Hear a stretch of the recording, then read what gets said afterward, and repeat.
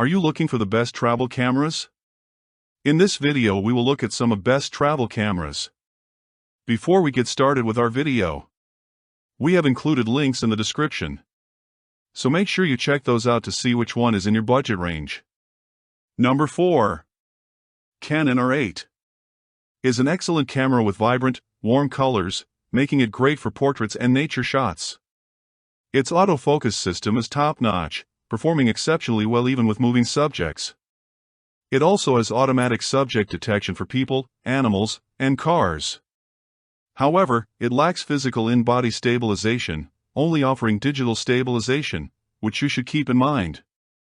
In terms of performance, the Canon R8 shoots at 6 frames per second with the hybrid mechanical shutter and a super-fast 40 frames per second with the electronic shutter, making it almost like shooting video and ideal for capturing fast-moving moments. For video, it records in stunning 4K up to 60 frames per second and Full HD at 120 and 180 frames per second, covering nearly every frame rate you could need. It also shoots in 14-bit RAW for photos, offering great flexibility in editing, and for video, it records in C-Log 3, providing excellent options for color grading. This camera is compact and perfect for travel, lifestyle, and street photography. It feels comfortable in the hand and is enjoyable to use during photo walks. While the button layout is minimal due to its small size, most casual users won't have an issue. The battery life is decent, allowing for a few hundred photos or about 40 minutes of video. For longer shoots, it's a good idea to carry a spare battery, and it charges via USB-C. The Canon R8 has a high-quality electronic viewfinder and a touch-sensitive screen, making it user-friendly. It's a great camera that feels premium and is easy to handle. If you're looking for a small, high-quality hybrid camera, the Canon R8 is a solid choice. However, if you need more resolution or a more powerful, pro-level camera, you might want to look at other options. Number 3. Sony A74. And it's also had a massive price drop recently. So, if you want the best deals on these cameras, check out the links down below. The Sony A74 has a 33-megapixel full-frame sensor, which is a ridiculous amount of resolution. It's good enough not just for travel, but even professional work. It's also pretty decent in low light for both photos and videos, and you can shoot as high as 6400 ISO, making it a very versatile travel camera that you can pretty much take anywhere. And the autofocus is tremendous, even in low light. Sony cameras are pretty much known for having some of the best autofocus in the industry. So, naturally, the A74 is also tremendous. I'm not going to waste your time. It's a great autofocusing system. Plus, it also has physical in-body stabilization, which helps to steady the camera for handheld video and slow shutter photos. And if you're someone that likes to shoot while moving, this is definitely a feature you need. Now, for actually taking photos and videos, the A74 can shoot 10 frames per second with a very large frame buffer of over 400 photos in a row.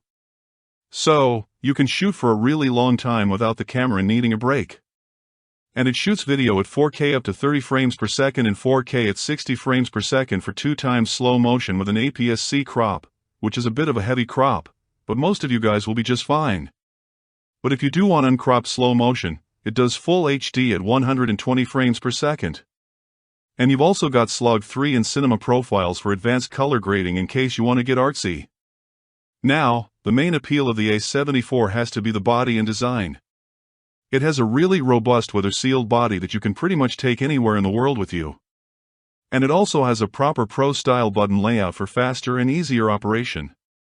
Plus, it also has a dual SD and CF card slot for redundancy and overflow. The viewfinder and screen on the back are excellent. They're nice and bright and high resolution. And the screen is also touch-sensitive with touch autofocus. And it also has a large pro-style battery that will easily last you all day or several days depending on how much you shoot. So, if you want a proper mirrorless camera for travel without making any sacrifices in terms of design or image quality, the Sony A74 might be exactly what you're looking for. And if you like the A74, but you wish it had a smaller body, you should also check out the Sony A7CI2. It has very similar specs, but it comes in a much smaller body. Plus, it also has better autofocus and stabilization. It's very much worth checking out, and it's about the same price. Now, some of you guys might want a super beginner-friendly travel camera that is easier and more affordable than even your phone. In that case, I have a few recommendations for you guys. And the first one is specifically for photographers, but you can also use it for video, and that is the Canon R50. The R50 is an ultra-small and compact camera that literally fits in your jacket pocket, and it's as convenient as your phone to take around. Plus, it has everything you want from a proper photo camera, like a high-quality EVF, a nice flip-out screen that's also touch-sensitive with touch autofocus. But one thing to note. Number 2. Canon R50 does have a pretty minimal button layout. It's pretty similar to the Canon R8 and should be fine for most casual users. And the R50 also has a built-in flash, which a lot of you guys will appreciate. Now, the Canon R50 does have a smaller battery compared to a big boy camera, but for casuals and beginners, this battery is actually more than enough. It will easily last you all day for casual use. Inside the Canon R50, you have a 24-megapixel APS-C size sensor, which is pretty typical for cameras like this, and it still has plenty of resolution for high-quality photos and videos. And just like every other Canon camera, it also has very warm and saturated colors, which look really nice for nature and portraits. But one thing to note is that the R50 is not amazing in low light, which is one of the reasons they have a flash on this camera. But the autofocus is top-notch and easily as good as the Canon R8's autofocus.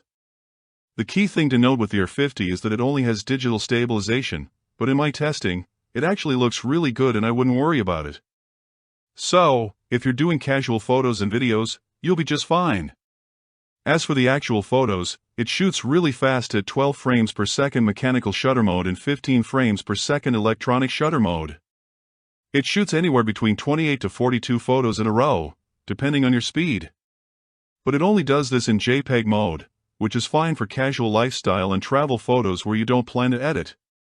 But if you do plan to edit, you want to shoot in RAW. And in RAW mode, it can only shoot 7 to 10 photos in a row before the R50 needs a 2 to 3 second break. This should be fine for beginners, but if you're a serious shooter, this camera may not be up to your standards. Video-wise, the Canon R50 is actually pretty great for both casuals and creators. It shoots 4K at 24 and 30 frames per second and slow motion at Full HD at 120 frames per second, giving you pretty much everything you could want from a beginner camera.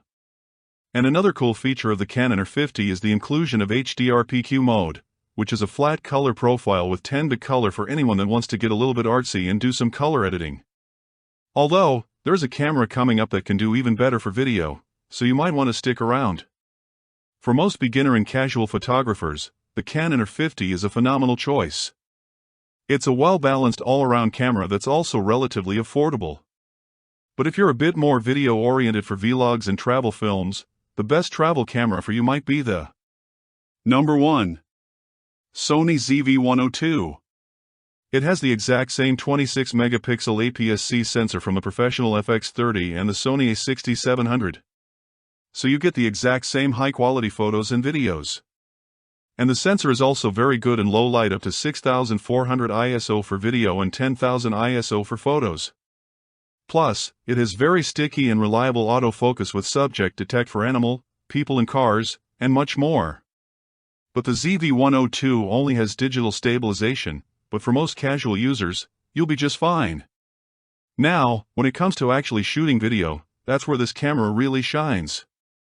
It shoots 4K at 24, 30, and 60 frames per second for 2 times slow motion, and you still get Full HD at 60 and 120 frames per second. But my favorite video feature is cinematic vlog mode, where the camera adds black bars to the top and bottom for a cinematic aspect ratio and gives you an adjustable film look where you can even use your own LUTs.